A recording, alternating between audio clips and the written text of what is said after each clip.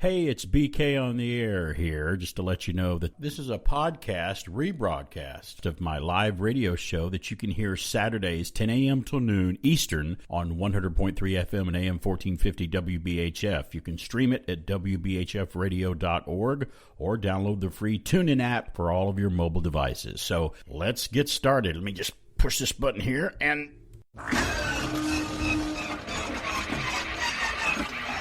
Okay. All right. Let's try this again. Here we go. Stand by to receive our transmission. Okay, let's see if I remember. See if I remember what to do on the old computer here, on the old board here, because I got a new board last week, and I got pretty used to it last week.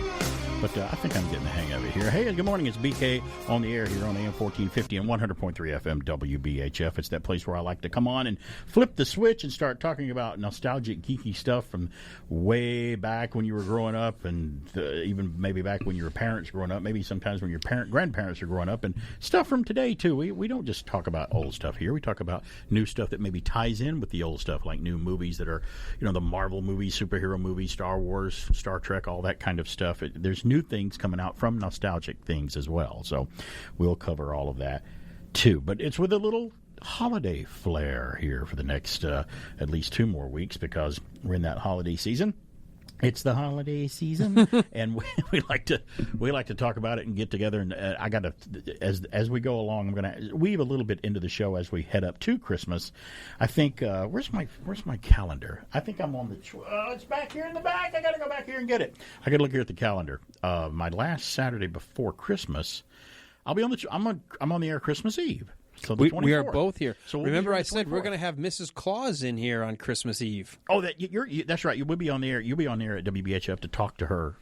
She's going to be with Eve. us in studio. Now, what time is that coming on? Do you know the time of that yet? Yes, 9:15 to 9:30 a.m. Oh, because she's because Santa's already dealing with the other side of the world. He's already getting ready to start delivering toys to Australia. And, that side of the date line. We're one of the last countries to get Santa. Are you going to ask her, you try to get any dirt on Santa and stuff like that? Or ask questions controversial questions? I do think that Mrs. Claus enjoys that she gets the fat man out of the house and she can go wherever she wants, and he can't keep track of her. He's got his task to do. Mrs. BK, same could be said of her. Everything you just said could be said of her. I'm not going to repeat it exactly as I said it. That's for you to. I don't have to repeat it. It's just the way it is. Yeah, but that's cool. So that'll be 9 p.m. Eastern on Christmas Eve, the 24th. 9 a.m. 9 a.m. I'm sorry. During our show. I still want her to be out during the morning. Why do I want her to come on at night? I don't know why that is. No, I'm in the nighttime she's all alone. 9 a.m. a.m. in that very cold place, and she's surrounded by really short people, right, who are tired, and they're like, "Okay, finally, we're done. We get a break until next year." She wanted to come in and talk about Santa. And the elves that aren't, that they're taking some time off because it's Christmas Eve. They're done with their work. There's no more stuff for them to do. Some of them get in that auxiliary. It's kind of an auxiliary sleigh. It's an extra vehicle, and they bring her down here in that just to talk to you. Santa's got more than one sled. Of course he does. He has to. And as he upgrades, you got to. What are you going to do with the older one? He got the Jeep. He's thank goodness for satellite technology made it so much easier for him. But he does. He has that time warp though. He's able to suspend time overnight and just go the entire round of the earth, while he's outside of time, so it doesn't affect him. Well, Mrs. Claus explained it the last time I had her on. It's been years, so that's why I wanted to bring her back. But she explained, she goes, how that works. The North Pole is where every single one of the lines of longitude come together. Right, they all converge. So we are at no time there. So we can just constantly... he can come back to the North Pole and skip to the next time zone without actually using any time at all. Wouldn't that be great to be able... I wish I could do that. I think it's cool. I would do other things that Santa does. Well, if I had the ability to just suddenly get into someone's house and out real quick, who knows? It would be good. The cat burglars got nothing on me. Yeah. I want to mention something else since we're in the jolly holiday mood here. This past Thursday night, I was able to be on a live YouTube stream with Dave Sudstrom from The Good Stuff. He's got you spell his name D-A-V-E. It's Dave, S-U-N-D-S-T-R-O-M. Enter that on YouTube and you can find his channel. He's got thousands of followers, thousands of live YouTubers that tune in and comment on his videos when he's on. And he does the same thing that a lot of us do. the retro nostalgic thing of the past. He'll play bits and spots, and he has the advantage of playing them on video live on YouTube when he's on, because you get to see the commercial. With me, it's only audio, but I'm more of a radio guy, so it's audio with me only. So you know what they say, when you hear something on audio and you don't see it, you fill it in with your own imagination, and I think that's fun as well. But I do post things on videos on Facebook too. We did a live retro, we call it a Retro Palooza when we're together. Retro PAL, we're Retro Pals. Retro Palooza, but it was the holiday edition this past Thursday. Now you can see it. If you didn't watch it live on YouTube Thursday night, you can see it on YouTube. Just search for Dave Sundstrom, his channel, and go to it, and you'll see Dave is there, Pat McCormick from the Golden Rage of TV, and our pal Thrash Pondo Pods was on there too. Thrash Pondo. All those guys have their own YouTube channel, and yours truly was on there with them. And we talked about Christmas and the holidays, some of the holiday TV specials that we like, Christmas traditions that we like, some of the things that Alan and I talk about here, and sometimes we'll do a special podcast of the Wilder Ride and do that there. So we love lists. We love telling you our favorites. We love hearing your favorites. We love hearing whose matches, who's got on the same wavelength and stuff. And then people live chat as we're on, and they read the comments, and it's almost like it's a virtual conversation with hundreds and sometimes thousands of people, and it's really fun. So check that out on YouTube. Check it out, and you'll hear us. I might play a little clip of it later. I'm sure Dave wouldn't mind. And also check out their social media on their platforms too. Dave Sundstrom is on YouTube. Check him out on YouTube. Pat McCormick, our buddy from the Golden Rage of TV, is heard here on BK on the Air every Saturday. And Thrash Pondo Ponds is out there too. So we're the four guys that have kind of started this little retro palooza thing, and it's fun. And Alan, you brought up the point earlier, and have in the past before, that a lot of the people that do podcasts, we pat each other on the back, and we promote each other because it's fun that way. We're not in a competition. Now we all want you to listen to us, but we also want you to listen to our buddies too, and listen to us all together when we're on at the same time. Yeah. In one big giant YouTube video. It's really nothing fun. At all wrong with that. I think what do they say? A rising tide lifts all boats. Yes, Shakespeare, right? No, I don't know who said that. Poe? I just know it's just a saying. Somewhere really cool. I don't know. I have to look it up. Did you say it? No, I didn't say it. Is that it. Saying? Oh, okay. No. Herman Cain used to say it a lot, but I guarantee he didn't make it up. No, your quote is, "Where's the beer?" That's the one that you say. I keep forgetting about that one. You walk in, "Where's the beer?" Hey, I'm Alan Sanders. I'm like, everybody knows me. It's single malt Scotch first. After that, I'll go with the bourbon. After that, we have to pick you up off the floor. After that, vodka, then beer, then wine. Pour Alan into the passenger seat. I am an equal opportunity drinker. I am not going to turn you away.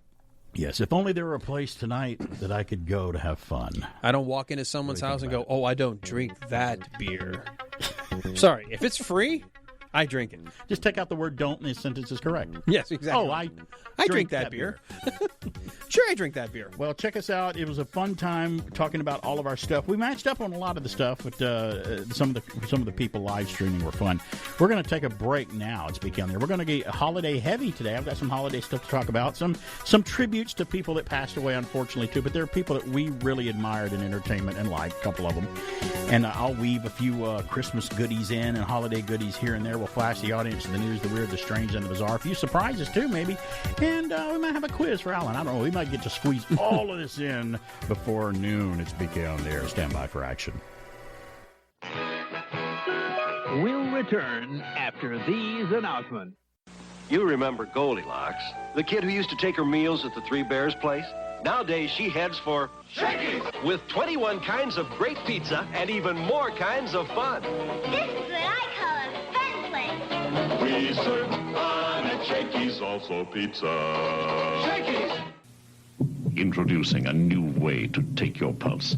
Berlinetta, the sophisticated new Camaro from Chevrolet. The new Camaro Berlinetta is smooth, responsive, elegant, comfortable. With a supple new suspension system that is unique to the Berlinetta. A ride quieter than Camaro's past. Berlinetta is a beautiful way to move you. Body and soul. The Camaro Berlinetta from Chevrolet. It's a new way to take your pulse.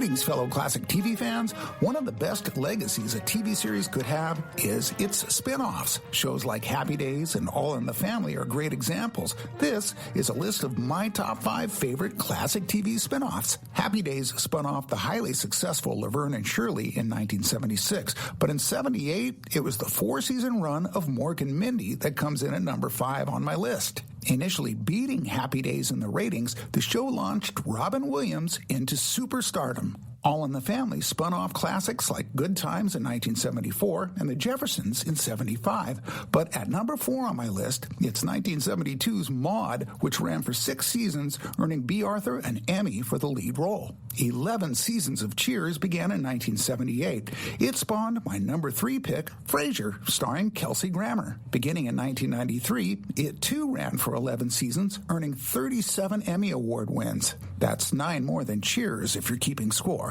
From The Andy Griffith Show comes my spin-off favorite number 2, Gomer Pyle, USMC. This show, starring Jim Nabors and Frank Sutton, ran for 5 seasons beginning in '64, and during its run, it was never out of the top 10 in the Nielsen ratings. At number 1, it's 1987's Star Trek: The Next Generation. Of the multiple spin-offs generated by Roddenberry's 1966 creation, it inspired 4 feature films and multiple TV spin-offs itself. And with new series like Picard and Discovery, the Trek trend continues. Thanks to retro classic TV stations across America, the syndication aspect of these spin-offs keeps all these great shows fresh in our memories. This is Pat McCormick with your Retro TV Trivia from the Golden Rage of TV. You can also find me on YouTube and Facebook at Golden Rage of TV and on Twitter at Golden Rage of TV1. And now back to BK on the air. WBHF.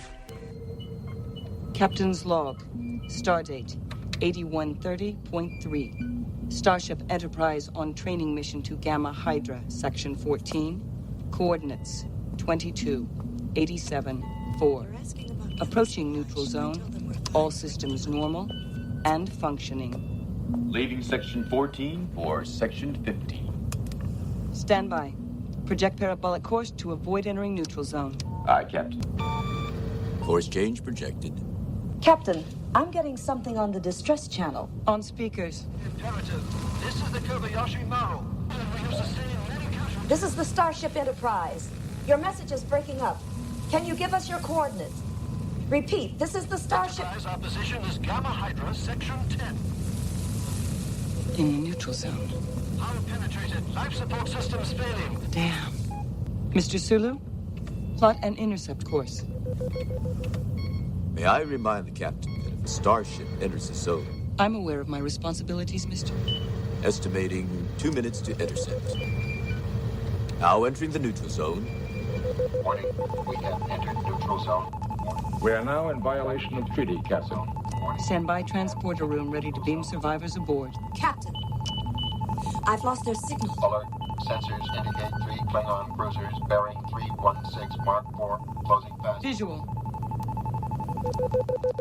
Battle stations. Activate shields.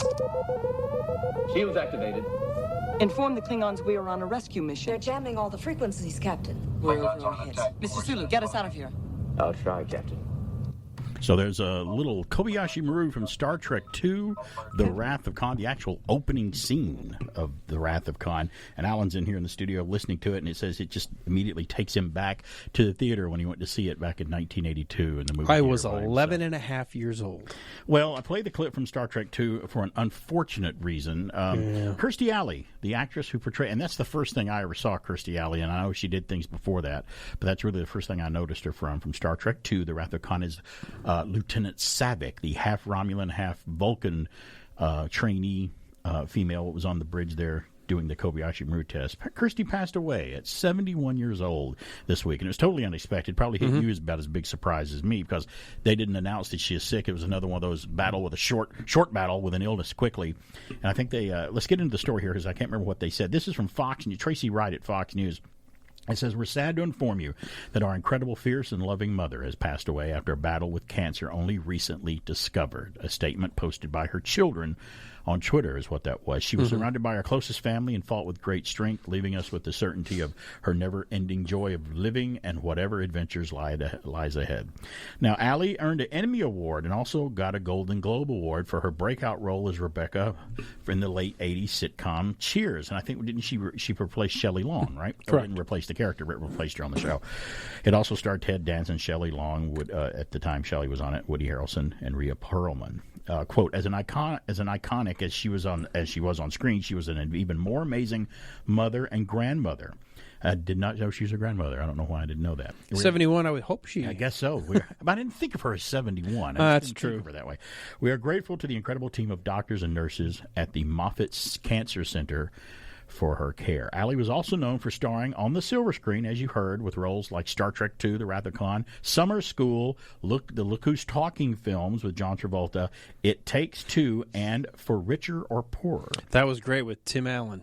Yeah, quote from John Travolta on Twitter. Here's some of the quotes that came in about Kirstie. Kirstie was one of the most special relationships I've ever had. I love you, Kirstie.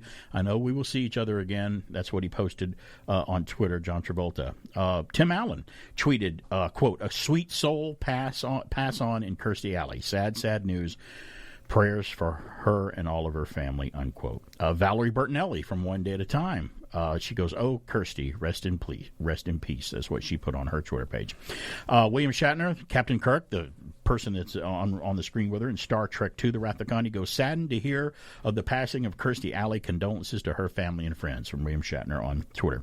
Now, Jamie Lee Curtis remembered Kirstie Alley on Instagram as a great comic foil in the movies in the show Scream Queens. Or was that a movie? That was a movie. Scream Queens, and a beautiful mama bear in very real life. She says she helped me buy onesies for my family that year for Christmas. We agreed to disagree about some things, but had a mutual respect and connection. It is sad news.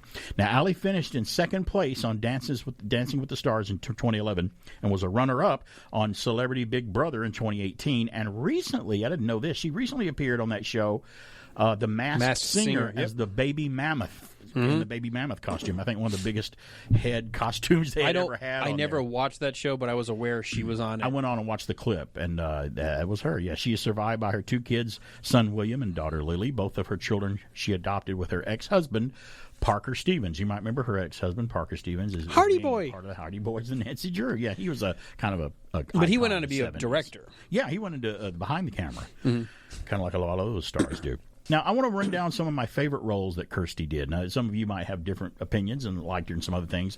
And I didn't watch Cheers much. I watched Cheers early in the days, but I never got back into Cheers and watched it. So I know that was one of her biggest roles, if not the biggest that she's known for. But here's some of her standout roles that always impressed me when I saw her, and I really loved it. Of course, first, I loved her as Saavik in Star Trek II, The Wrath of Khan. I was a little disappointed when she didn't return as Saavik in Star Trek III, but Robin Curtis stepped into the role and I think did a good job. They can't get the stories right of whether she didn't want to come back or there was something with her contract or something like that, but she just didn't return as Saavik. And that was supposed to be Saavik in Star Trek VI, The Undiscovered Country, Valeris that Kim Cattrall played. Nicholas Meyer wanted Kirstie back to play Saavik in that role, so that would be even more shocking when you found out Saavik was the traitor in the Starfleet, causing all the, assassinating the Chancellor. But something happened there, and they couldn't get her back either.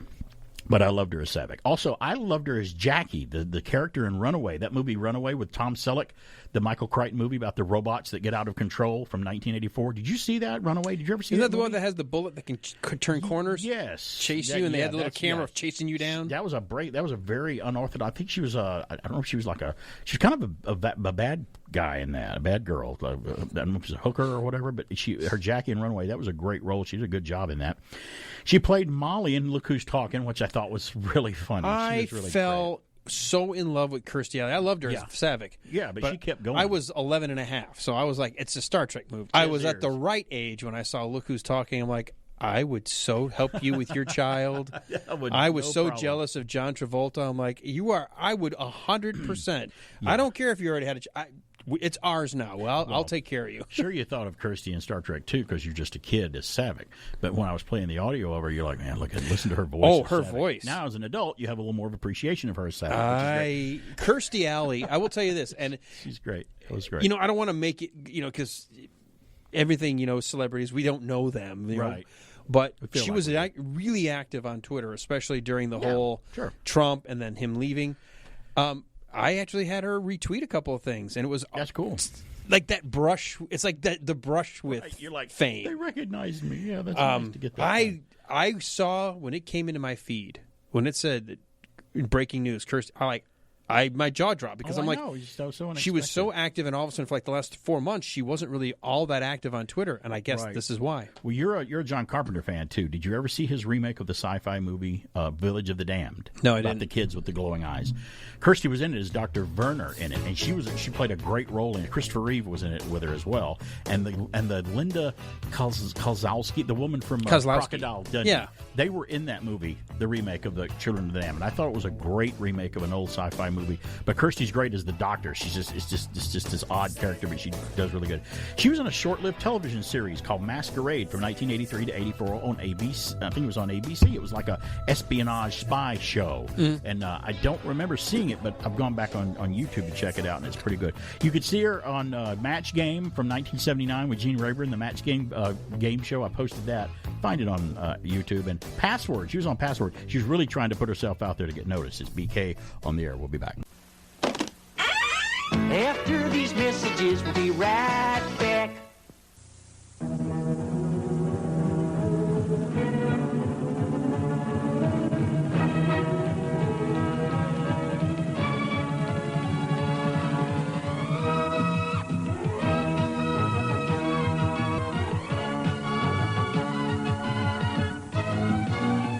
Tonight, an ABC premiere presentation.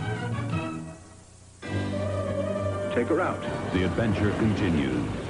You didn't expect to find me. The deadliest criminal in the galaxy is on the loose. He wants to kill me. And the battle lines are drawn. There she is. William Shatner, Leonard Nimoy, and Ricardo Montalban. Fire! Star Trek II. The thing is stubborn. Kill him. The Wrath of Khan, next.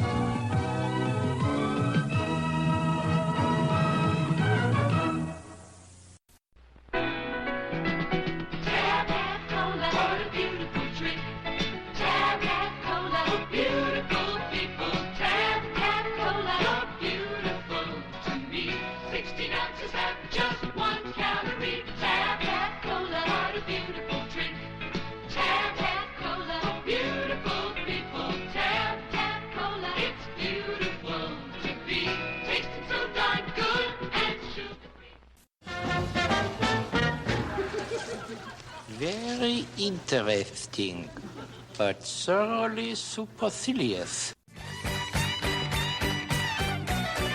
Well, Merry Christmas. It's the Christmas season here. BK on the air. I can say that now because I don't work in retail anymore. Back in the day, I worked at the mall, and it was hard for me to get in the Christmas spirit. So now, the day after Thanksgiving, I can do it again now and finally get in that Christmas spirit. It only took, 25 years for it to be exercised out of my system. But I did. I deserved something. You got hurt a lot longer than me. Oh, it did. It was a deep cut. I spent like 3 to 4 years in a mall setting and loss prevention. But you stayed in that. See, I knew when I said I hate Christmas. Yeah, I quit. It was bad. I was like, no. And I was in loss prevention, so I got to really see the dregs of what went on during the holiday season at a mall. And it's a job I would have never ever wanted. It was fun. Well, let's keep going with the fun. Let's get back in the good, fun, happy mood here, and we're time to flash the audience of the news, the weird, the strange, and the bizarre, like we do every Saturday. And today's no different. I've got the first news. From UPI, a handwritten letter from a young girl led animal care and control officials in California to issue the girl a pre-approved license to keep an unusual pet, a unicorn. Los Angeles County Animal Care and Control said in an Instagram post, of course it's got to come from Los Angeles, that it received a handheld letter in the mail from a local girl named Madeline. The letter reads, quote, Siri was glad to hear it. Quote, "Dear LA County, I would like for your approval if I can have a unicorn in my backyard if I can find one. Please send me a letter in response," unquote. The post said officials received so much joy from the letter that they decided to respond. Quote, We commend Madeline's sense of responsibility of pet ownership to seek permission in advance to keep a unicorn in Los Angeles County. As a result, we issued her a pre-approved unicorn license, unquote, the Post said. Well, isn't that special? What happens when she finds one? I don't know. They're going to find out. Officials also gave Madeline a stuffed unicorn to wear the license for the time being, as real unicorns, quote, are indeed very rare to find, unquote. I'm glad they qualified that and put that in there because I was starting to worry. The conditions listed in the department's response to Madeline for the license included requiring that the unicorn is given regular access to sunlight, moonbeams, and rainbows. Beautiful. It's so wonderful. So there you go. I thought I'd start off the news flash with that. You know, wasn't Angela Lansbury the voice for the last unicorn, the animated? Was she? I had to look that up. Was she? Because she was big into animated voices. Maybe. Yeah, she was. I think she was in the last unicorn. Who was she in the Beauty and the Beast? The teapot. Oh, she was Mrs. Potts. Mrs. Potts. Yeah, Mrs. that's right. Potts. Come on, Chip, get back in the cupboard. She wasn't great. Don't go into quotes because I get that enough at home. Mrs. BK can do that all day long. Yeah, so I'm a Disney princess at heart. You're gonna isolate that, aren't you? Are you? Yeah, I may use that soundbite somewhere. Hey, we live in a current time. I can be what I want. That's right. You certainly can. I am a Disney princess. You come in here next I Saturday. don't want to be a fireman. I'm a princess. You come in here next Saturday with a tutu on. I'm locking the door. I could go get a job being in charge of nuclear waste disposal. You could, sure. Go ahead, yeah. Anyway, I got the next news. Easy, steady. Easy.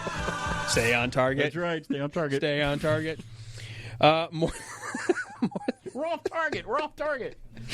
More than 500 people donned Santa Claus costumes in a German town to participate in the 13th annual St. Nicholas Run.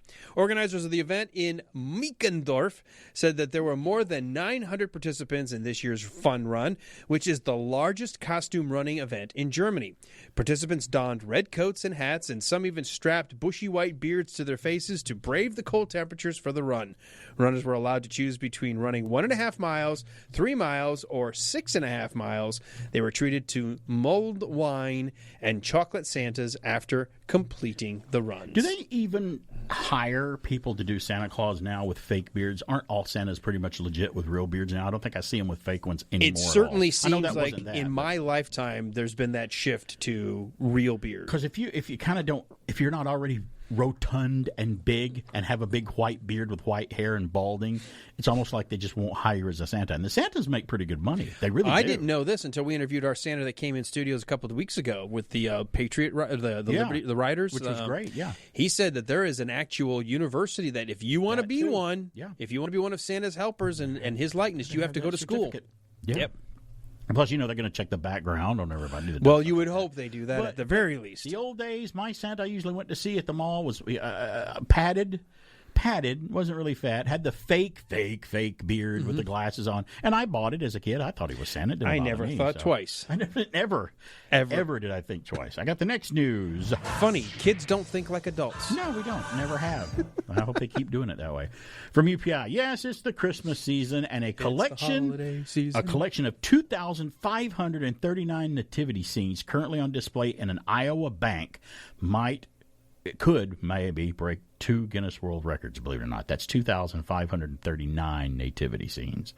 The Hills Bank of Washington is currently hosting the display of those nativity scenes, a collection belonging to Michael Zaz. Zaz said that he had been collecting the nativity scenes since the 1950s, and they come from more than 100 different countries. He said it took about 6 weeks to set all the scenes up at the bank. Boy, this is Christmassy. Quote, I like to have people come and look at the details. You can look at the exhibit for the sculpture part of it. You can look at it for the materials and the artwork. Much of these are handmade. Some of them are very historical, he states, unquote.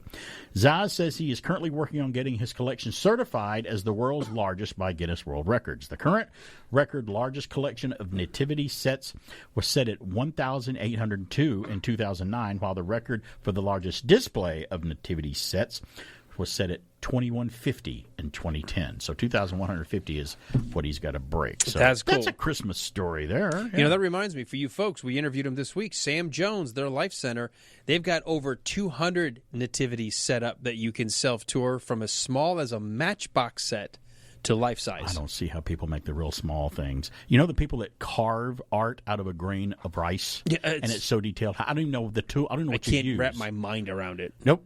So, it's too small to wrap your mind around. All right, I've got the next news. From UPI, a mini boat made by students at 3 Rhode Island schools was placed in the Atlantic Ocean and washed up on a British beach 10 months later. The boat, dubbed Inspiration, was made by students at Central Falls High School Veterans Memorial Elementary and Racy's Dual Language Academy, all schools located in Central Falls.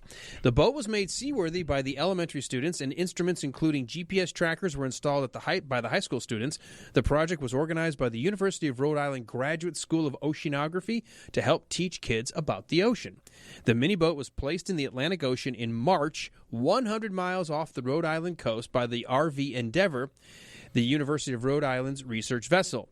The small vessel's the vessel's sails carried it across the ocean in 10 months, and in November it was found on the beach in Christchurch, England. Now think about it's a mini boat, so it's really small. Think about how long that thing had to go. What a trip that had to go. The fact that it survived all of just that alone.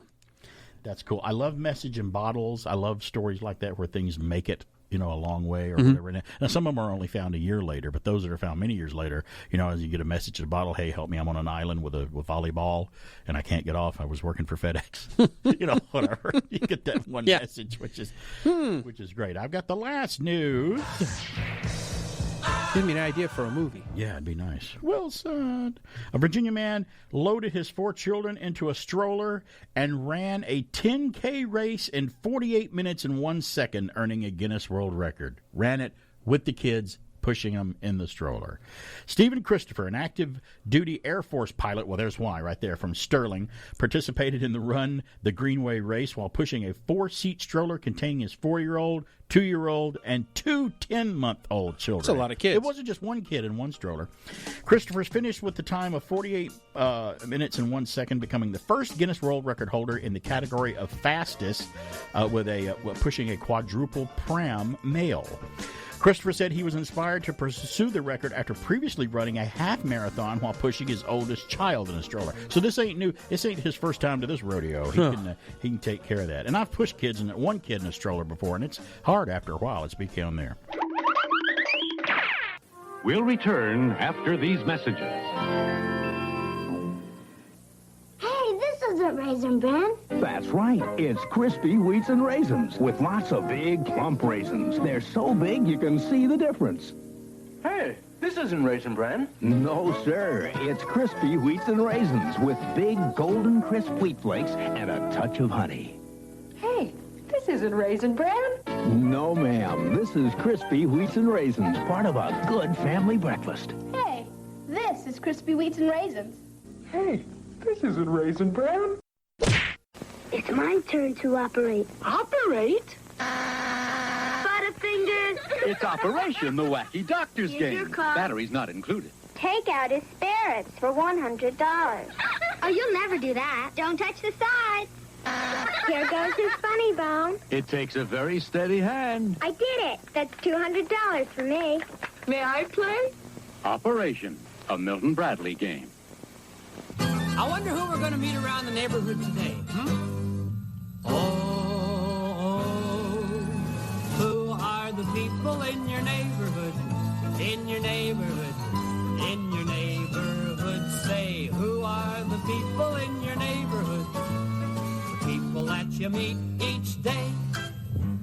Oh, hi there. Hello there, Bob. Say, you must be the butcher, huh? Yes, I am. I'm happy to meet you. Get it? Meat. Butcher. Meat. Get that? Get Yeah, that? I I'm got carrying that. some meat right now. That's terrific. That's a Cleaver line, wouldn't you say? Oh, yes, I would. Oh, a butcher cuts up lots of meat to fix you what you want to eat. For a steak or chicken, spare ribs, or a chop, you'll find them all right in my shop. 'Cause a butcher is a person in your neighborhood. In your neighborhood. He's in your neighborhood, yes. A butcher is a person in your neighborhood.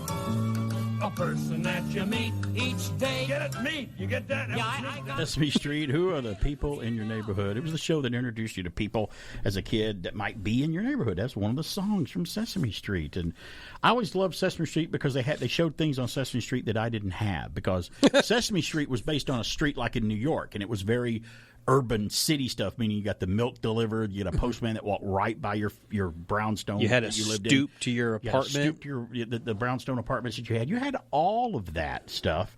And I think the only thing that we got delivered to our house as a kid were Charles chips, the potato chips in the little tin that the trucks would come around and bring us. We had to go actually to the grocery store and buy things because we were in rural Alabama. But I still got it, though. I watched Sesame Street, but I still got what they were talking about.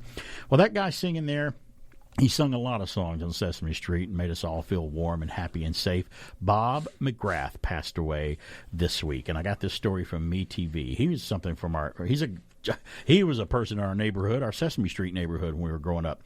According to CNN, a family statement posted to Facebook read, "The McGrath family has some sad news to report. Our father passed away. He died peacefully at home, surrounded by his family." McGrath spent almost 50 years involved with the classic children's program, beginning with Sesame Street in the pilot episode. You want to take a stab at the pilot year when Sesame Street made their pilot? Wasn't it like the late 50s? No, it wasn't the late 50s. 1969. Oh, exactly, late when 60s. Sesame Late Street 60s. started. Yeah. Okay. Now, McGrath was one of the people in the neighborhood for the first 47 seasons of the show, stepping away from it in 2017. After his departure from the show, McGrath would be seen promoting it at public events, usually.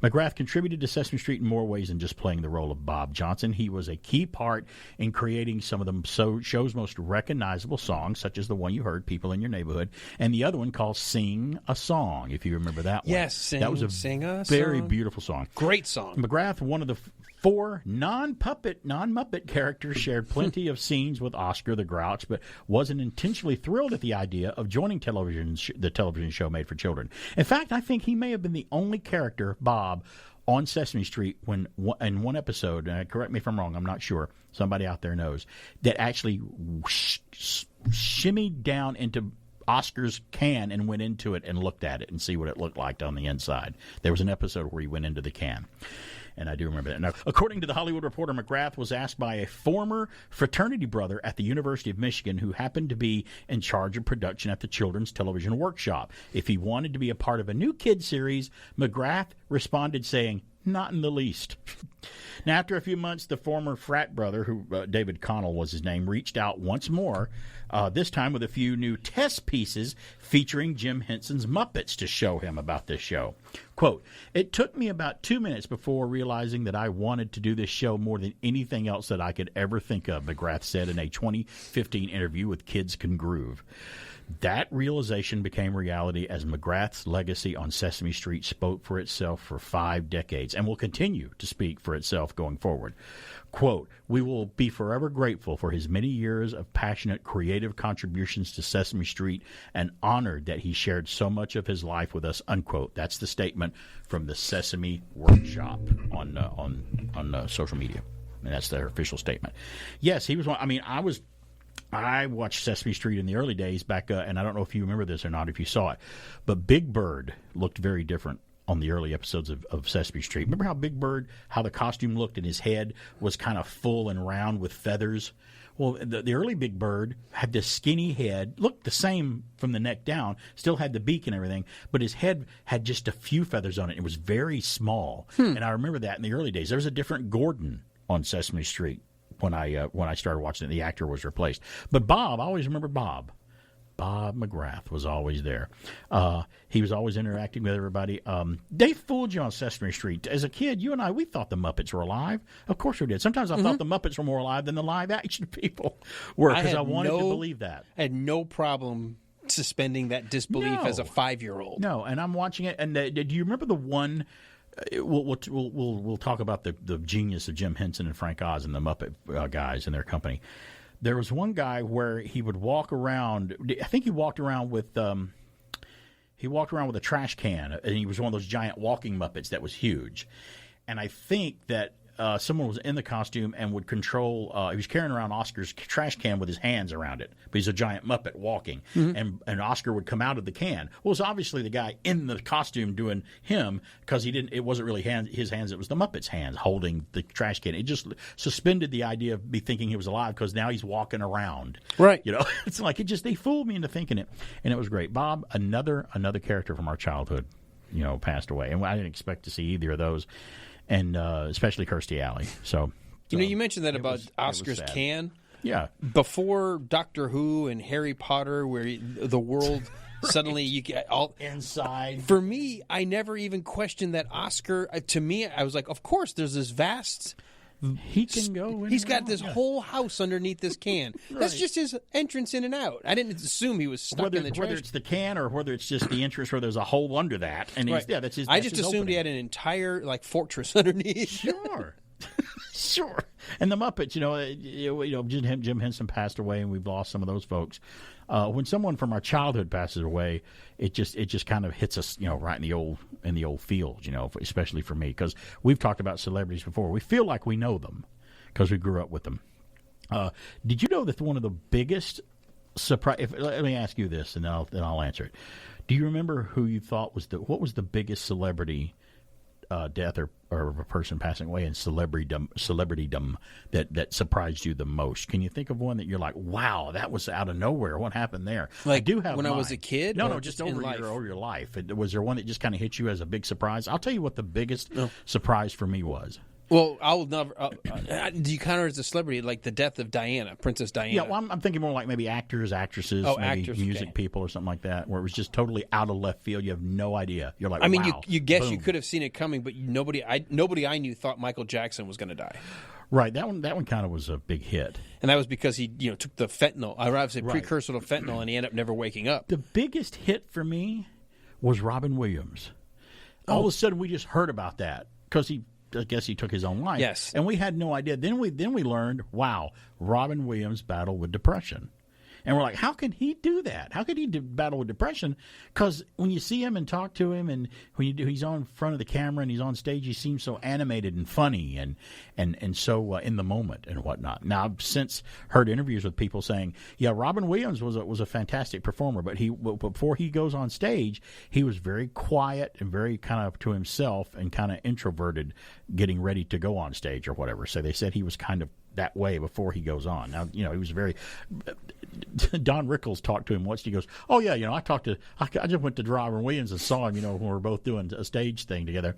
And he goes, "Robin's just like when you first come into the room, he starts talking to you. He's like, you just turn the key 4 times on his back, and you got to let him run down before you can start talking to him because he's all over the place and he's great." So that was kind of a surprise, but part of me kind of I got a lot of response because I posted the Bob McGrath passing on my high school Facebook group, my class of 1984 group on Facebook, and and there was a lot of response on it because all of them remembered it. We're all the same age. Mm-hmm. So that's good. That's cool. There's something else about Kirstie Alley. Do you remember the actress named Meg Foster? You know who I'm talking about? The actress Meg she Foster? had real bright blue eyes. Right. And actually probably could be mistaken for a relative of Kirstie Alley. That's what I thought. I was about to say just that thing. I always thought they could be sisters, or depending on how old Meg Foster is, she could have been her mom or something. I don't know what the age was. So now I want to bring back up before we go to a break about the Retro Palooza that we had this past Thursday with Dave Sundstrom on his live YouTube channel. He brought up a question because we were talking about movies, and I said, well, I love A Christmas Story.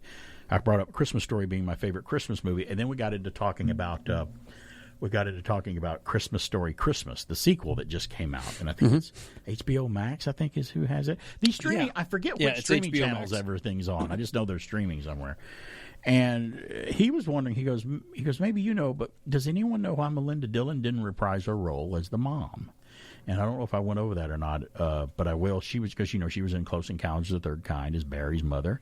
She was in the original Christmas Story. I know why she didn't reprise her role. Well, I know why she didn't because from the info that I was able to find out is she's retired from acting. She just doesn't act anymore. Mm-hmm.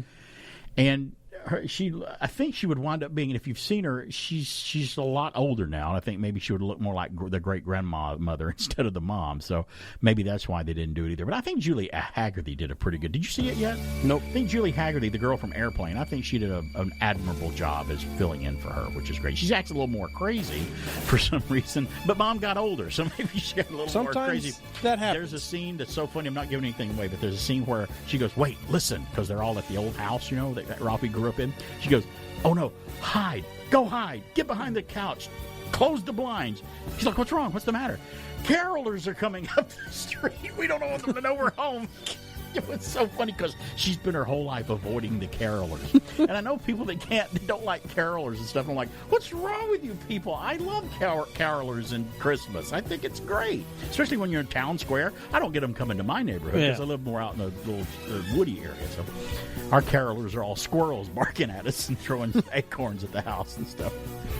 So we'll have, I'll tell you who won the People's Choice Award, some of the winners and all of that, and some more things when we come back, including a new TV show I'm watching and streaming that got renewed. It's BK on there. We'll be back. Hey, Spidey, isn't Marvel's new Pizzazz magazine fantastic?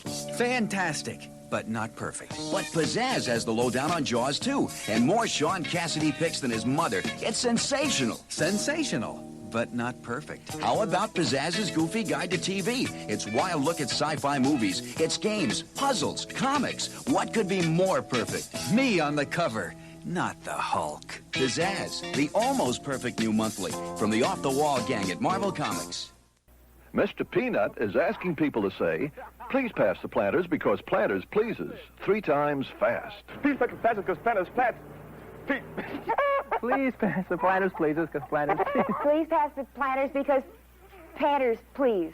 Please pass the Planters because Planters, please. Please pass the Planters. Planters peanuts are not only delicious, but they're packed with protein. That's why when it comes to snack foods, nothing pleases like Planters. Please pass the Planters peanuts, please. This portion of the show is being brought to you by Ed's Almost Good Beer. Remember, Ed's Almost Good Beer was brewed in God's country when God wasn't looking. Stand by to receive our transmission. Well, Merry Christmas and Happy Holidays. It's one of the several, 2 or 3 shows that leads up to the Christmas Eve. I'll be broadcasting on Christmas Eve, the last show before Christmas. How appropriate that'll be. Coming up on the 24th, but today, I'm still in the Christmas mood today. Let's do a little On This Day in History. BK on the air. Today is December 10th, the day of the show. Today, 1962, On This Day in History, David Lean's film, Lawrence of Arabia, starring Peter O'Toole, premieres in theaters. Fantastic film, fantastic music score that everybody remembers from Maurice Jarre, the French composer, I think, did the music for that. Today, On This Day in History, December 10th, 1971, Lucasfilm Limited is founded as a film and television production company by George Lucas in San Francisco, California. We just watched not too long ago Light and Magic, I think was the name of the special effects special on Disney Plus, showing the genesis and the beginnings of the Lucasfilm early days and how they started with special effects and then built things that they had to come up with and create things for Star Wars and find ways to do things, and how Lucasfilm and ILM, Industrial Light and Magic, came into being and went on to bigger and better things and are still doing things to this day.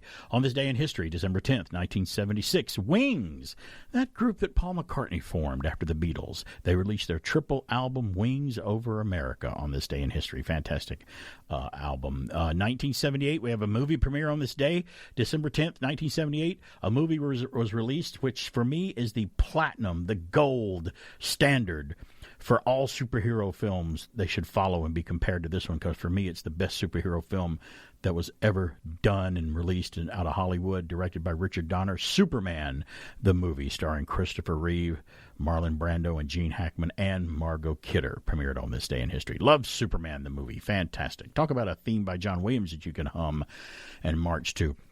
Today on this day in history, 1984, December 10th, the first planet outside our solar system was discovered on this day in history. That was a big to-do back then, to find another planet just outside of our solar system. A video game date today, 1993, December 10th, on this day in history. The computer game, first-person shooter, Doom. is uploaded onto the internet by ID Software. I remember playing Doom. There was another game later on I played called Quake, which had a little better graphics. But that first-person shooter game where the whole screen is just is like you walking down corridors, choosing different weapons, opening things, opening doors, pressing secret buttons, finding treasures, finding health, and stuff like that. It all started with Doom. It did start with Doom. I think it started with Castle Wolfenstein. But Doom was a fun game, too, to play because it was a little more... The graphics were a little better. 2001 on this day in history, December 10th. I actually had this for Alan, but he's not in the studio right now. Movie premiere, The Fellowship of the King, Lord of the Rings, film directed by Peter Jackson, premiered on this day in London in 2001. Has it really been that long ago? Today, another movie premiere. This is just 2 years later, 2003. One of my absolute favorite Tim Burton directed films of all time. I love Batman. I loved Ed Wood, but I also really, really loved Big Fish with Ewan McGregor and Helena Bonham Carter. And Albert Finney. Big Fish, for some reason, just kind of touched my heart when I watched it. I thought it was the message they had, the bigger than life dad figure who really blew up and supposedly embellished his stories about growing up. And his son was like, "Oh, come on, Dad, I'm an adult now. Don't be telling me stories like that." And he finds out at the end all of the stories that he told him kind of was true, but he just made them a little more colorful, these characters. But they all showed up at his dad's funeral at the end. And I thought that was a great movie, fantastic movie, Big Fish by Tim Burton. Today we lost a celebrity, a comedian, an actor, one of my favorite. Anybody wants to ask me who's my favorite, modern stand-up comedian? For me, I always gravitated toward Richard Pryor. Richard Pryor was such a funny guy. His stand-up was funny. His movies that he would do were funny. And his interviews I'd see him in. Today we lost Richard Pryor on this day in history. Silver Streak, Stir Crazy. He had one of his best live action films of him doing stand-up was Richard Pryor live on the Sunset Strip. Used to have that movie poster hanging in my bedroom back in the early 80s. I got it from a movie theater, gave it to me because I loved it. Should I have seen it at that age? Probably not, but I did get to watch it. He was also the screenwriter on Blazing Saddles. Did you know that? He was going to be in Blazing Saddles, but I think they cast Cleavon Little instead. But yeah, Richard Pryor was one of the screenwriters that wrote the movie Blazing Saddles, and you'll learn a lot of that if you go to the Wilder Ride. Check out the Wilder Ride podcast, and we broke down Blazing Saddles. I was actually on a few episodes talking about Blazing Saddles with him as we talk about Gene Wilder films, 1 minute at a time there, plus other things.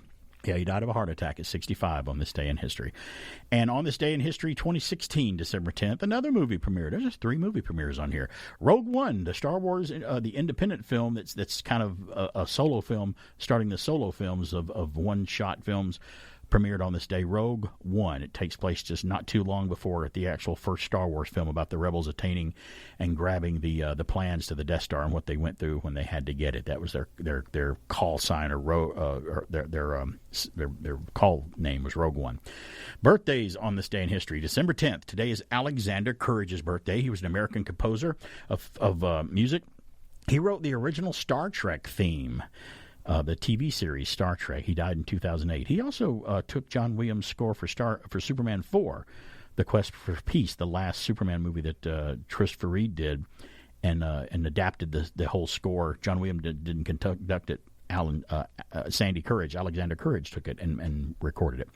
Today is Dan Blocker's birthday, American actor. He's on Hoss on Bonanza, if you didn't know who that was. Of course, that was his biggest role, biggest in more ways than one. He died in 1972. And today is John Colicos' birthday today, actor, Canadian actor.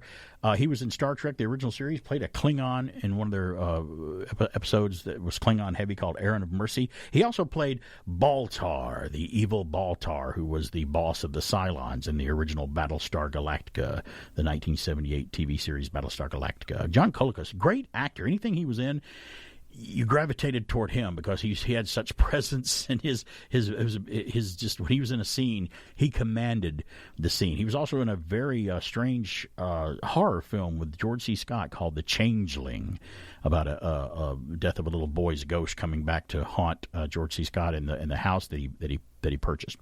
But yeah, John Colicos. Great actor. Today is an actress birthday today. Susan Day from The Partridge Family. It's her birthday today. Susan Day. She was also in L.A. Law. She was also in First Love, and she was in a movie in the early '80s, a Michael Crichton movie called Looker, where it was kind of a sci-fi-ish type movie where they were able to take people and take them through the process of video and put them in situations that they weren't always in by computer technology. Wow, were they ahead of the curve on that? I think they were. And today is a great actor and director's birthday today. Kenneth Branagh. It's his birthday today. 61 years old. Actor, director. I mean, look him up. The work that he's done, the Shakespeare work, Harry Potter, the directorial work that he's done. Fantastic, legendary, talented guy, Kenneth Branagh. Speak down there. Hi, I'm Cindy. I'm the perfect female type, 18 to 25. You don't know what's going on. This is more than commercials. They're killing all the girls that are perfect. What have you got me mixed up in?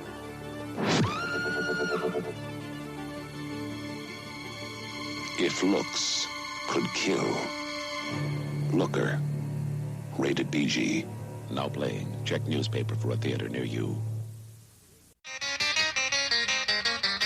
Well, Santa looked a lot like Daddy. Little Buck Owens there in the Buckaroos. Santa looked a lot like Daddy. Another kind of a play on I Saw Mommy Kissing Santa Claus, I guess. So when you're playing Santa Claus and the kids catch you, you got to be careful because it's that same theme there.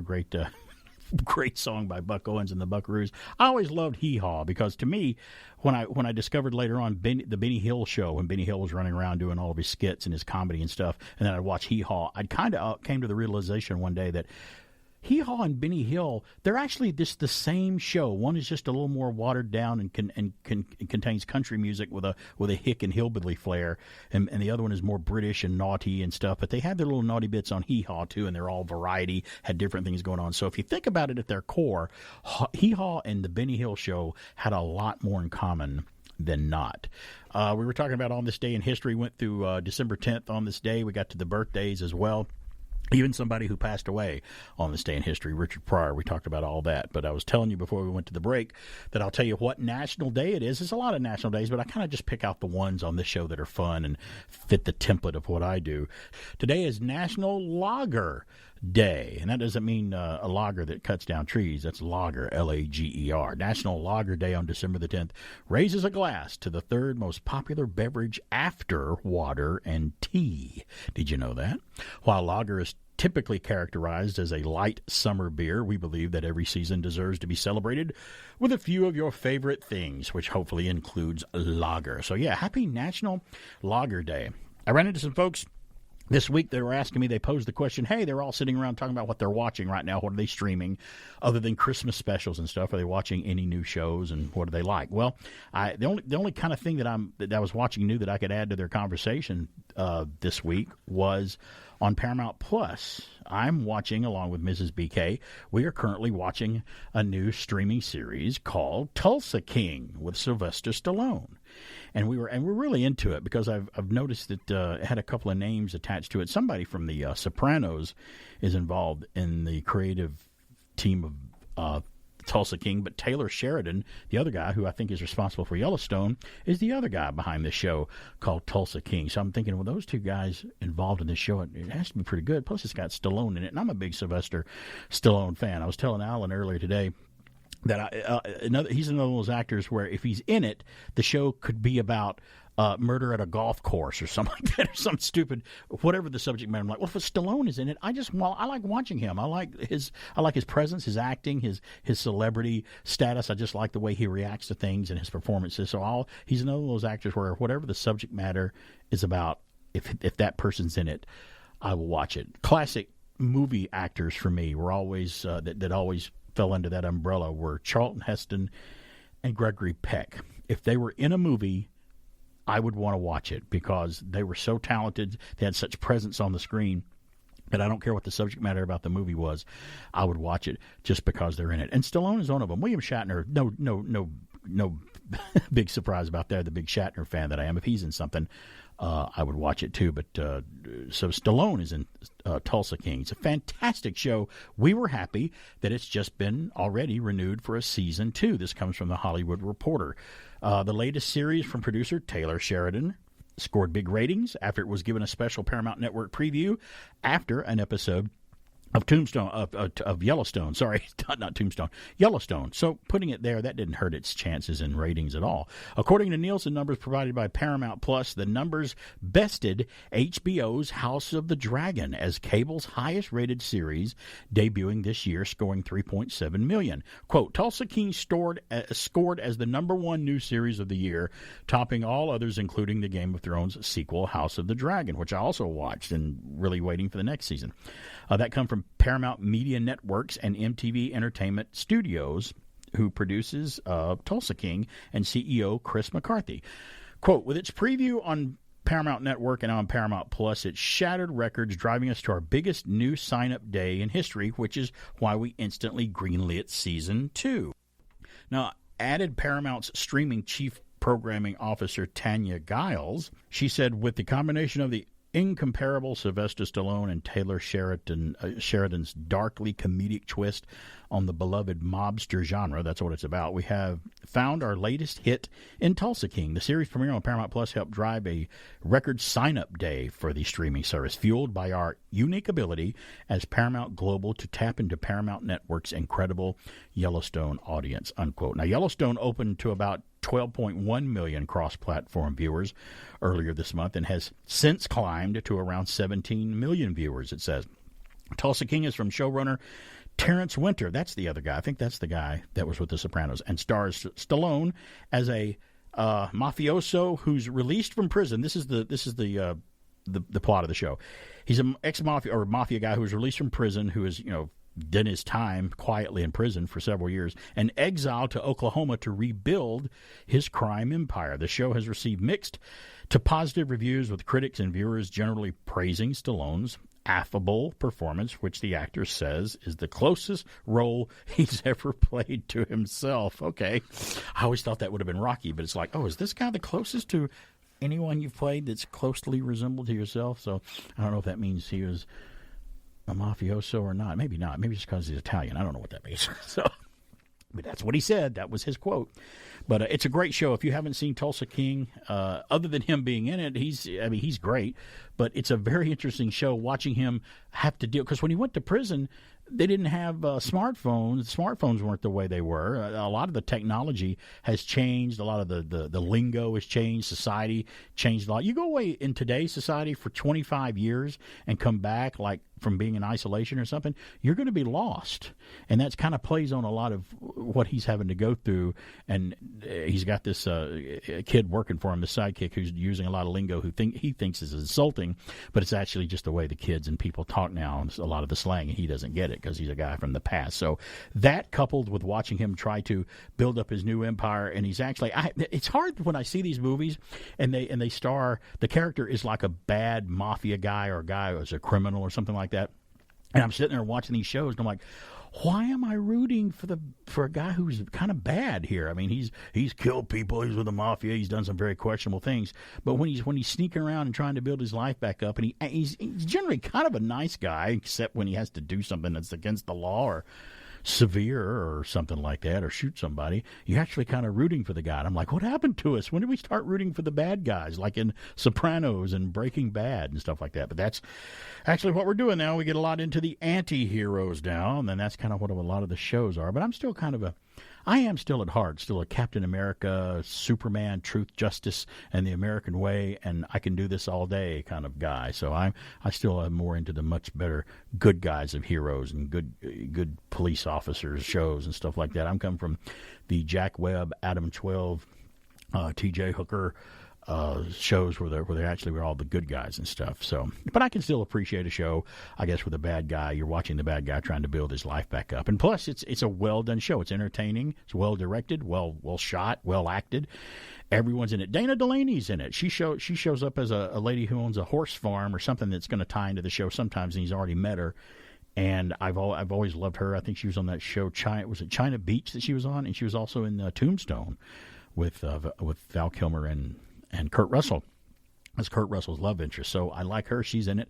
So it's got a lot of promise. I'm I'm still in on Tulsa King, so give it a look. It's on Paramount Plus. If you have Paramount Plus, check it out. I also want to talk about this, too. This week they had the 2022 People's Choice Awards was this week, and some of the things that won are right down the alley of this show that I like to point out and talk about. Some of the winners, Doctor Strange 2 wins Movie of the Year. Doctor Strange and the Multiverse of Madness is the actual title of the movie. Starring Benedict Cumberbatch and Elizabeth Olsen, it won the biggest prize in the ceremony's movie categories, while the WandaVision actress Elizabeth Olsen, she won the Female Movie Star of 2022 and the Action Movie Star of 2022 for her return as Wanda Maximoff, the Scarlet Witch. So 2 big wins from Marvel. There actually is going to be 3 wins from Marvel when you hear the other one coming up, one I don't maybe necessarily agree with, but they still won. The Best Action Movie of 2022 at the People's Choice Awards, it was Top Gun Maverick. Now, whether you liked it or not, the old movie or the new one, Top Gun Maverick, Tom Cruise in the action movie of the year was Top Gun Maverick. I did go see Top Gun Maverick, and I thought it was okay. I thought about Top Gun Maverick the same thing I thought when I saw Top Gun in 1986. I'm like, okay, it's an overblown action movie. It's a crowd pleaser, and it's going to do well, and that's what happened. I didn't necessarily think it was the best movie ever made, but I didn't hate it. That's what I thought about Top Gun. When I saw the sequel, I thought the same thing. Overblown action movie, impossible things happen. Tom Cruise is in it, and it's going to be a hit, and everybody's going to love it, and it's going to satisfy the crowds, and that's exactly what it did. Boy, was it a hit and successful. One of the other awards that won at the 2022 People's Choice Awards, Best Male Movie Star of 2022, Chris Hemsworth. That's right, Thor himself from the MCU. He won for Thor, Love and Thunder. Now, whether you agree with it or not, he won for the movie. So I don't know, maybe he should have won Best Ad-Lib Dialogue of 2022, because I think that's what they mostly did in Thor, Love and Thunder. And I love the MCU and the Marvel movies. I just didn't really like that one very much. And one show won 2 awards, the Show of 2022 and the award of the Best Sci-Fi and Fantasy Show of 2022. That went to, drum roll, show shot right here in Georgia, Stranger Things won Show of the Year for 2022 and the Best Sci-Fi Fantasy Show of 2022 at the People's Choice Awards. Congratulations to all the winners. Love Doctor Strange and the Multiverse of Madness. Love it when Marvel's winning, because I love a lot of those movies. Speak down there. Stay tuned. I'll have a story about Sears, the department store, when we come back. After these messages, we'll be right back. Yodelay-hee-ho, Swiss Miss Instant Cocoa. What's the best way to start your day? Give a little yodel. Swiss Miss has lots of rich chocolatey cocoa and milk already in it. So all you do is add hot water and Give a little yodel. Okay, gang, what do you do for a warm-up break? Swiss Miss Instant Cocoa. Yodelay-hee-ho. Losing weight. It's become a national obsession. Over 40 million Americans went on a diet last year. The problem was they usually didn't stay on it. Well, now the makers of Contact introduce Diatac, a remarkable timed-release capsule that helps you lose weight by helping you stick to your diet. One Diatac capsule helps you control your appetite all day, so you eat less. New Diatac from the makers of Contact. It gives your diet a fighting chance. You're listening to BK on the air. Now back to a guy who put me through a lot of pain in childbirth. I'm his mother, I should know, but I love him anyway. It's BK on the air. There's more for your Christmas at Sears. More choices and more savings, too. Save $80 on this color TV with Quartz Precision Tuning and one-button color. Just $379.99. Save $120 on this stereo with 8-track and 2 cassettes for dubbing. This programmable VCR with forward and reverse picture search and pause control is only $349. So wrap up a beautiful Christmas. There's more for your life at Sears. A programmable VCR. What the heck is that? Yay, hey, we're back. It's BK on there. A little Christmas spot from Sears there for you.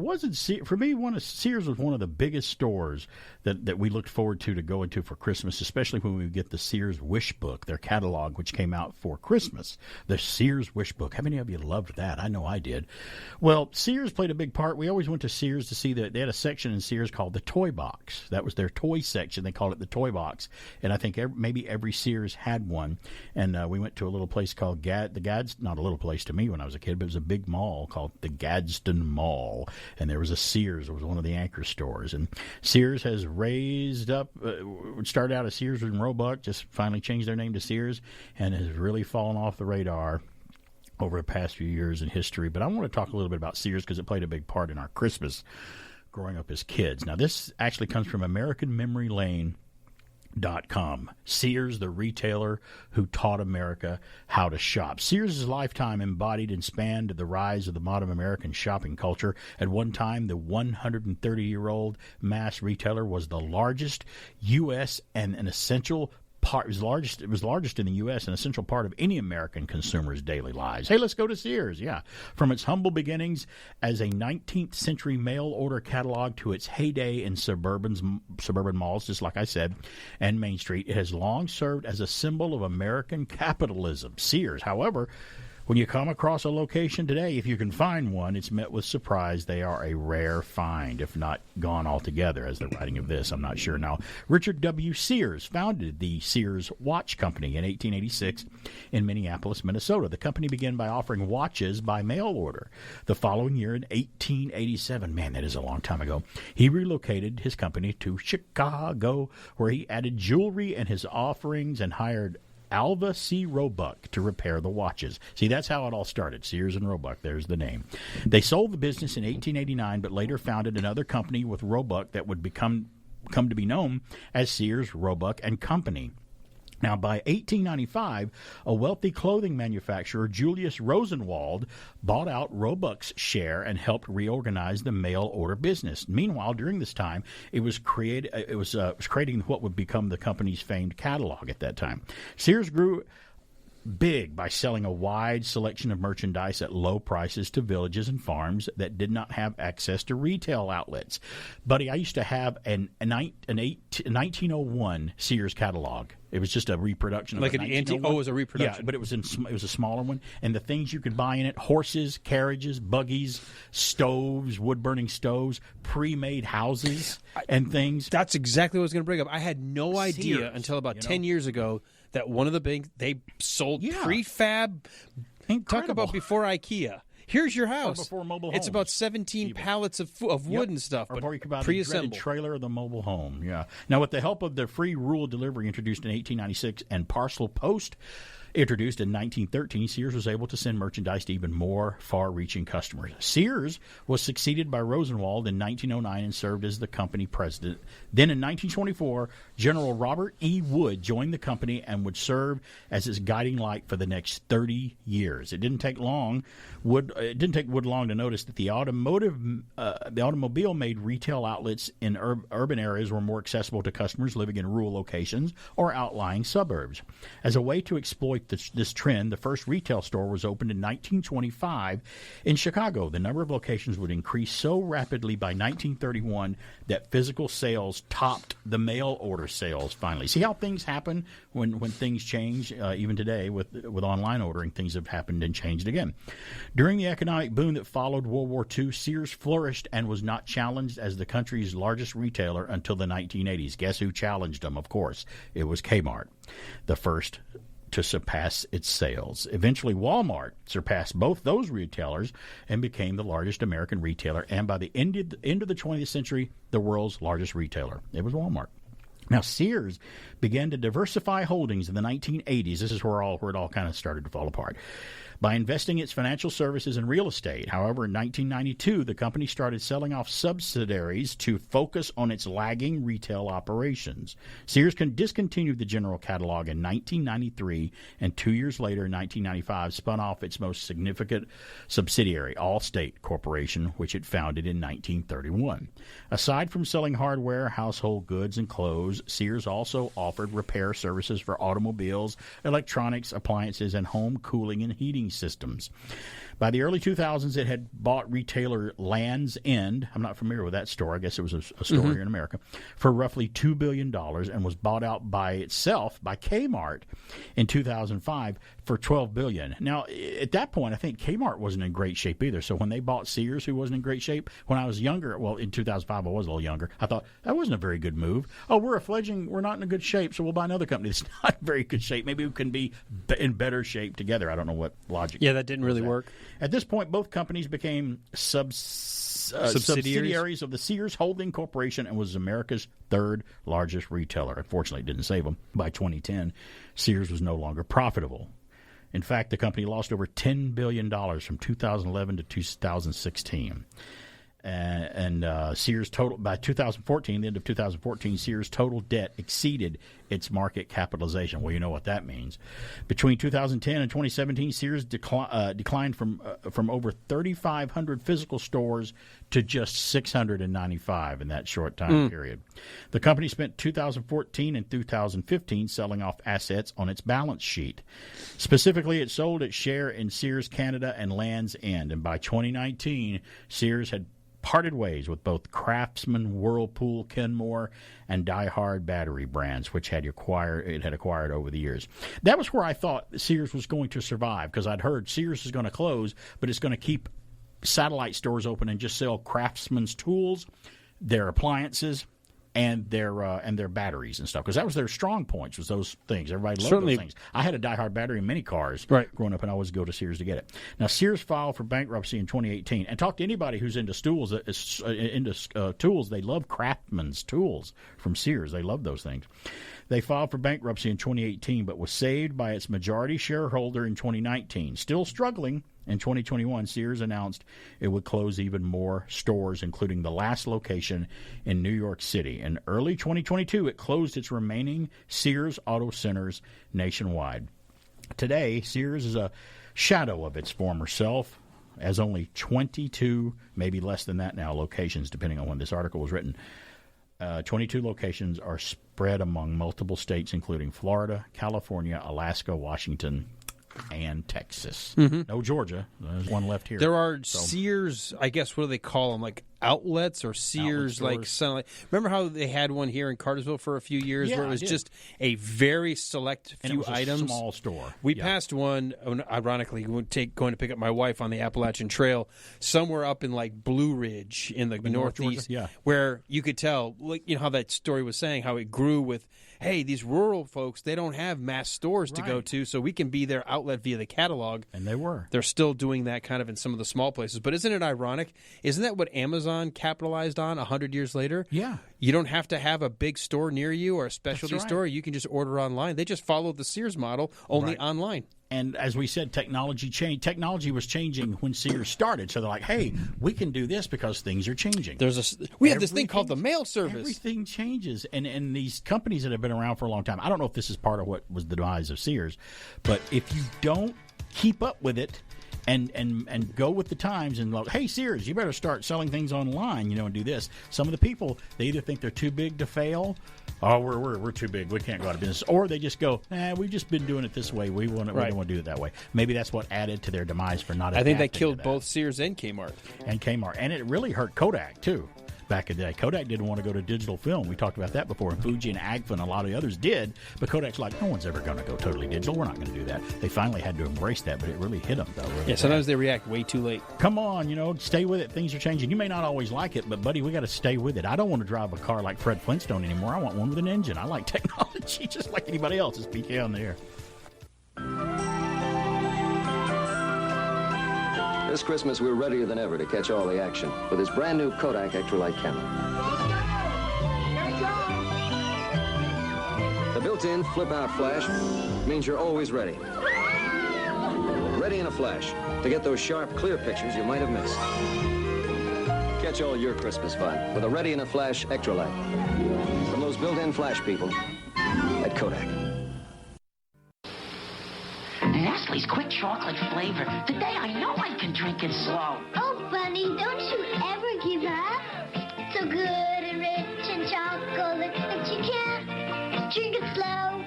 If it's quick, I can't. You can't. I can. Can't. And can. Can't.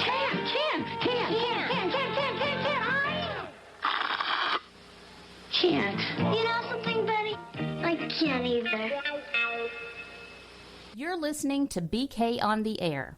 This is Mrs. BK, and I'm not listening now because, well, I sleep in every Saturday morning. But I'll catch him later on the BK Escape Pod podcast. Now, back to that man of mine, BK on the Air. Mwah. Goodbye, gray sky, hello, blue. There's nothing can hold me when I hold you. It feels so right, it can't be wrong. Rocking and rolling all week long. These days are all.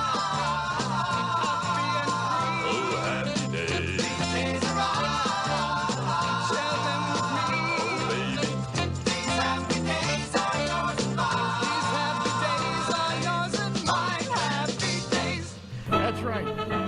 Oh, a little Happy Days with the Paramount sting there at the end to let you know it was Paramount television there. Why do I play that? That's not Christmassy. Well, they had a few Christmas episodes on Happy Days. No, I play that because from Fox News, I have the story right here from Ron Howard. Ron Howard reveals whether he thinks a Happy Days reboot will happen. You got to guess where you think? Reboot or a reunion? Let's delve into it and see what he means by that. Director and actor, and boy, he's a great director too, Ron Howard, revealed whether he sees a Happy Days reboot happening. Okay, reboot. Quote, I don't think that one is in the cards, unquote, Howard told Fox News Digital.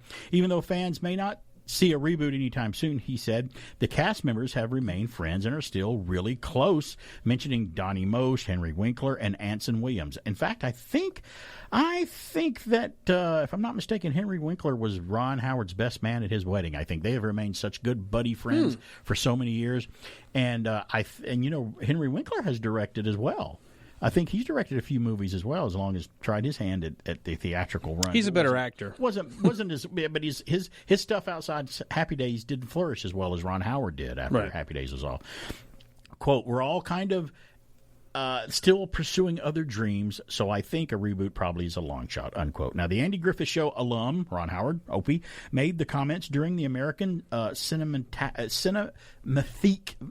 I guess is how you pronounce it, awards a few weeks ago as the ceremony hosted by Ryan Reynolds. Now, being a former recipient of the award himself, Howard described how the event was reminiscent of when he was honored in 1990. So I guess Ryan Reynolds got an award at that. What a career, too, that Ron Howard has had. I mean, come on. Mm-hmm. Opie on Andy Griffith Show. Even back on the Andy Griffith Show, Andy Griffith was quoted as saying, yeah, we used to watch Little Ronnie, and he would be over there hanging out with the crew and the cameramen and stuff. And little did they know, he's probably taking notes on how to do things on the TV set, on the set of the show. Best the film school series. on set. Yeah, go to. But I've got another story which kind of dovetails that from me, another one from MeTV. Why did Fonzie rarely wear a leather jacket during the first season of Happy Days? I don't know whether you remembered that. I mentioned that to you, that he wore a brown, kind of a khaki-colored jacket in the first season of Happy Days. Can you imagine him wearing a khaki windbreaker? The Fonz? That was the look the network wanted for the character during the first season of Happy Days in 1974. We all know Arthur Fonzarelli, as the quintessential greaser with slick back hair and a leather jacket. That's his main look over the course of the sitcom's 11 seasons it was on. However, at the start of the series, ABC was afraid that another network producer intervening into the creative process of television. They were afraid that Fonzie's eventual look was a little too edgy for the wholesome show about the Cunningham family. They didn't want him in a leather jacket. Taking matters in their own hands, the network changed Henry Winkler's wardrobe while Happy Days creator Gary Marshall was filming another pilot in Hawaii. When Marshall returned, he was displeased with the change and told the network to sit on it. I'm sure those were the words. Yeah, I think that was cleared up, but using a saying from the show was appropriate. Yeah, no, I get it. It says in parentheses, okay, he politely pushed the network to consider the edgier outfit as Fonzie's main staple. Yeah, right. So that's what he did. ABC agreed, though, on one condition. Fonzie would have to stand next to his motorcycle while wearing a leather jacket. That's why if you watch the first season, you'll notice the Fonz wears penny loafers and windbreakers for many scenes, but when he's adjacent to his bike, the Fonz has the full greaser look. I guess you got to wear the leather jacket on the bike. That's what the sense they're trying to say is. I never try to make sense of Hollywood producers. You'll go nuts. None of what is said in that story makes any sense whatsoever. Thankfully, the rule was relaxed after the first season as the ratings increased. Oh, yes, all the money coming in there. He can wear anything he wants now.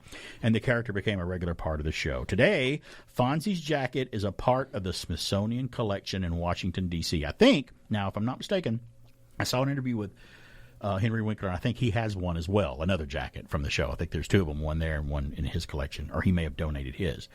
But there's a lot of cool things in the Smithsonian in Washington, D.C. from television. His jacket's there. The Enterprise from Star Trek is there, the original 14-foot Enterprise from the old TV series. And Archie Bunker's chair is in the Smithsonian. There's a lot of things from television. If you get a chance, you can't. It's so hard to see all of them. There's like 8 or 9 buildings. But the American History Museum, the wing of the American... Oh, yeah. That's worth just for all the nostalgia of television and the iconic... furniture and clothing that we remember from those characters. Oh, I love it, and knowing that stuff is there, and knowing, I mean, you can't touch anything or anything like that, nor would I want anybody to be able to, but just to be in the presence of looking at it and stuff, it's just amazing when you go. And we're familiar with museums; we have them right here in Cartersville. We have some fantastic museums here in Cartersville. When I got to go down to the there's a museum in Warner Robins, Georgia, called the Museum of Aviation down there. They're the Robins Air Force Base down there. They have like an original Flying Tigers P-40 Warhawk airplane in there. They have some of the jackets from the Flying Tigers, the leather jackets that they flew when they were in the Flying Tigers. And as a kid, I didn't know that the Flying Tigers were an Army-based Air Force. There was no Air Force. There was no Air Force back then, but they were in the Army. It was the Army Air Corps. Yeah, and then they all got pulled into the Air Force, I guess, and then the Navy. They decided to split it. No, the Navy decided we like these old pilot things, but we're just going to call them Navy anyway. We'll pay the Marines out of our salary. We'll convince the Army that they can create an Air Force for land-based planes. We've got sea-based planes. Since we're on the sea, we're the Navy. And they did. And I've had relatives in all branches of the military, and I would joke with them, and we'd all be joking around the table sometimes when I knew that everybody but everything but the Coast Guard, and we're sitting there talking, and I'm like, well, come on, everybody knows where you can find the best pilots, and they thought it's the Air Force. I'm like, yes, the Navy. The Navy. My cousin therefore went, hey, without a doubt, a minute. Navy pilots are the best. We're called the Air Force. Where do you think the Top Gun school comes from? It's not from the Air Force. They're out of the Navy, right? It's the Navy. Last time I checked, Navy had aircraft carriers. Those are boats. Yes, that float in the water. Correct. Now, by the way, I went on a. When I ever get a chance to go on some of these vessels from World War II, I've been aboard a V-24 bomber at a show one time. You got to walk on it. Then I got to go on a B-29, which was the ones that were a little bigger. The Flying Fortress. Pearl Harbor, the biggest bomber we had for a while. And then I got to walk on an aircraft carrier. And then I got to walk on the battleship that's in Charleston, South Carolina, and then the USS Alabama down in Mobile. And I'm walking around, and we visited these ships. I think every one of them we went aboard, at least the vessels. It was the middle of August when we went down in there. And even as they're there for you to walk in, most of them, they're museum pieces that sit there for people to visit, and they're an official, historical site. They're not air conditioned inside these vessels. They're just the way they were. Some of them are the way they were in World War II or whatever. And I'm like, it is hot down in the. This is terrible. I see why I didn't have to worry about losing weight because it was like a sauna. You just sweat the weight out. You wanted to be out at sea, moving, so you could create that breeze through the. Be up on the deck. Yeah, I want to be up on the deck. Well, by the way, I want to say one thing really quickly. Since we're talking about Navy and stuff, I heard you talking about Tom Cruise and Top Gun. Yeah. You said that, totally unrealistic. Those were really flying planes. No, I'm just saying the situation there. Okay, because I was going to say, you could computer animate planes, and it would look like, oh my, they literally used real fighters, the fighter pilots. Reactions in those cockpits were real. That was 100% real. I did like that. I'm just talking about the story of how. Okay, I heard that. I was like, dude, wow. They were really flying. Wow, this could never happen like this. But it's a movie. I understand it. It's an entertaining film, and it's still great. Like the first it was a lot of fun. But yeah, it was great. The other one I got in was some of the World War II bombers, and I'm like, and the way I'm built, I'm like right at 6 feet tall, and I weigh about 230 pounds, and I'm like, I would never have made it on this bomber because I can barely walk through it with my girth. I'm because if you're in the turret, the ball turret of a World War II bomber, you had to be have tiny, to be a little guy. You'd be like a jockey. And or the tail gunner, where you had to screech into the back to shoot out of the back. And I mean, you really couldn't have been that big to be a pilot, because I'm walking up into the cockpit and I'm like, it's pretty cramped up here too. They didn't build them for comfort. They're like, this is enough for you to breathe and move a couple of fingers and walk in and out. That's about as big as it is. Got to hold fuel and bombs. The only place I think I would have been useful, if I'd have thought, man, if I was in World War II and wanted to help out some way, what could I do other than be, oh, yeah, okay, I'm infantry. Yeah, I'm infantry. But it's like, oh, the side gunner. The guys in the side of these planes could maneuver, and these big guns to swivel around. I'm like, okay, I'm pretty good at video games and stuff, so if I trained with these back then, I might have been good as a waist gunner is what they call them, on the sides of the plane, because they had a way to do that. Memphis Belle. Did you ever see the movie Memphis Belle? Fantastic flick. You know, one of my favorite scenes in Memphis Belle was when the gun was overheating and it was too hot and it wouldn't fire, and the creative way they cooled it down. Yeah. I'm like, I could see that. I could see that. Well, what are you going to do? You have to go do number one? Do it right here on the gun and cool it off. Cool it off. It's like, that was great. But you had to, because, I mean, what are you going to do? Oh, the enemy will stop shooting at me because, hold on, time out, my gun's hot. Overheating. Yeah, no, that doesn't work that way in real. You don't get to hold up a stress card in World War in war anymore. Great movie though, by the way. And I didn't realize that was a remake, the one that I saw with Matthew Modine. It's a good remake though. I like it. It was actually, it's got a good soundtrack too. But I don't think it did all that well when it came out in theater. But I found it on DVD and bought it like a few years ago, and I'm like, I saw this on cable back in the day, and now I'm watching it again. I'm like, oh, this is pretty good. There's another movie with Mel Gibson that didn't do that well. That was written by he wasn't called J.J. Abrams at the time. I think he used his first name and his last name, Abrams, called Forever Young. Great flick. Him being frozen from World War II and coming back into society. Yeah. I thought it was a great movie, but it didn't do that well. It was great. An early J.J. Abrams. Such a good little movie. Thanks, buddy. I appreciate it. Having a good time. It's Christmas season. Merry We're going to Christmas continue the Christmas to everybody. stuff tonight, especially. Wink, wink. And I hope so. I hope so too.